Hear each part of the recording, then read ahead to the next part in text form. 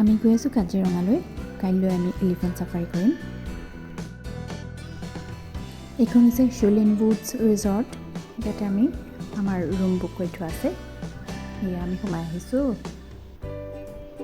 এইটো হৈছে শ্বুলিন উডছৰ আমাৰ ৰুমটো। খুব ধুনীয়া শান্ত পৰিৱেশ।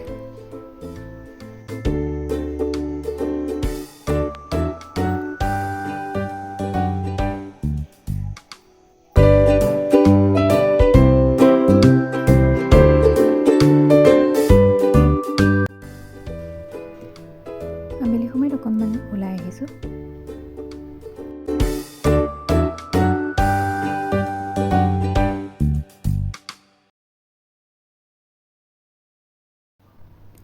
ৰাতি ৰিজৰ্টখনত কেনেকুৱা লাগে চাবলৈ আহিছোঁ। ইয়াতে এইটো ফাউণ্টেইন আছে।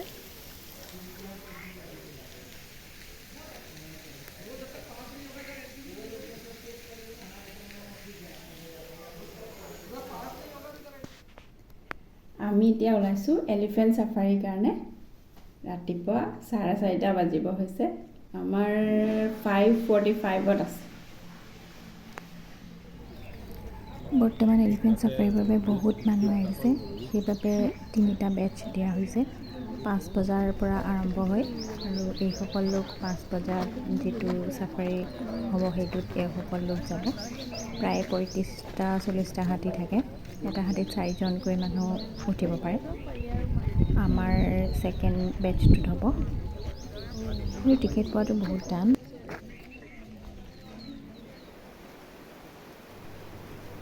বহুত বৰষুণ দিছে। যিসকলে এতিয়া ছাফাৰী কৰিব নিশ্চয় তিতিব তেওঁলোক। বহুত জোৰে বৰষুণ দি আছে।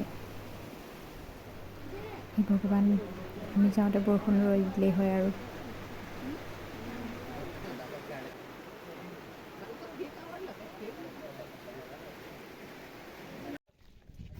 প্ৰথমটো বেটছ তিতিবুৰি এলিফেণ্ট ছাফাৰী কৰি আহিলে। এতিয়া আমি যাবলৈ লৈছোঁ যিসকল 5:45ত আছে। এতিয়াও বৰষুণ দি আছে অলপ অলপ। ইয়াতে ৰিচিপ্ট মতে তেওঁলোকে নামসমূহ মাতে আৰু সেইমতে গৈ হাতীত উঠিব লাগে।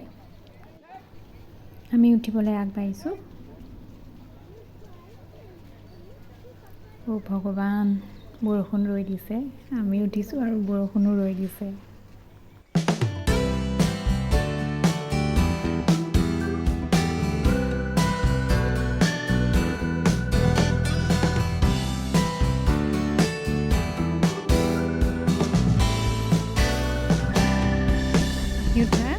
হাতীজনীৰ নাম মণিমালা।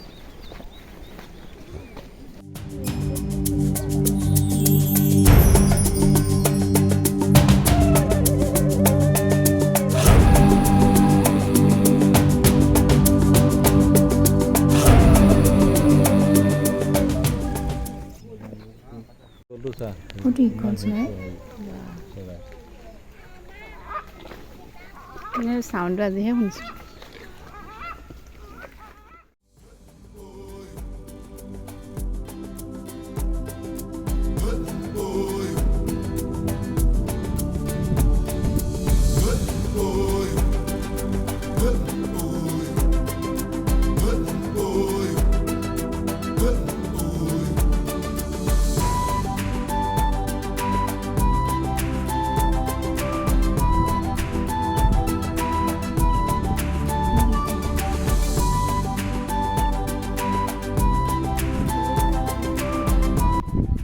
মণিমালাই আমাক হাবিত প্ৰায় এঘণ্টামান ঘূৰালে। একেলগে ইমানখিনি হাতী চাই খুব ভাল লাগে। কাজিৰঙাত আমি গড় ওচৰৰ পৰা দেখিলোঁ, এশিঙীয়া গড় বিশ্ববিখ্যাত। আৰু লগতে এইবাৰ আমি ঈগল চৰাই ওচৰৰ পৰা দেখিলোঁ। আৰু হৰিণাবিলাক বৰষুণ দিয়াৰ বাবে আমি ভালদৰে নেদেখিলোঁ, দূৰৰ পৰা দেখিলোঁ। খুব ভাল লগা এটা যাত্ৰা।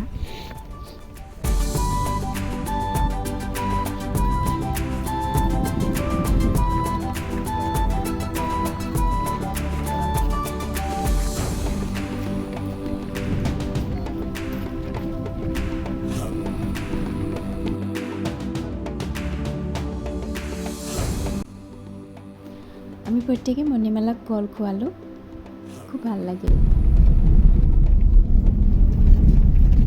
হাতী চাফাৰী শেষ কৰি আমি পুনৰ আমাৰ হোটেললৈ আহি হোটেলত ব্ৰেকফাষ্ট কৰিলোঁ আৰু সুন্দৰ এটা অভিজ্ঞতা লৈ আমি পুনৰ যোৰহাট অভিমুখে ঘূৰি আহিলোঁ।